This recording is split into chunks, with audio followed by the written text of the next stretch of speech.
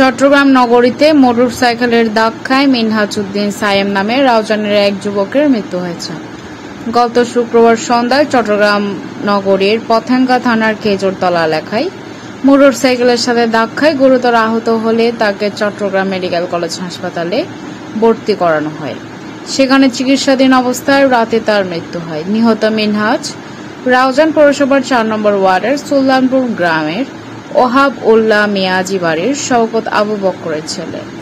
নিহত মিনহাজের বন্ধু মোহাম্মদ বোরহান উদ্দিন বলেন, আমরা রাতে মিনহাজের মৃত্যুর সংবাদ পাই।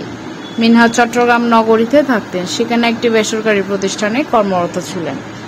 চট্টগ্রাম মেডিকেল কলেজ পুলিশ বক্সের ইনচার্জ নূরে আলম আশেক বলেন, পতেঙ্গা খেজুরতলা এলাকায় মোটরসাইকেলের ধাক্কায় চালক সহ ৩ জন আহত হয়েছে। গুরুতর আহত অবস্থায় তাদের চমেক হাসপাতালে আনা হলে চিকিৎসাধীন অবস্থায় একজনের মৃত্যু হয়। আহত 2 জন চমেক হাসপাতালের 28 নং ওয়ার্ডে ভর্তি আছে। Desk news, smile TV, Chittagong.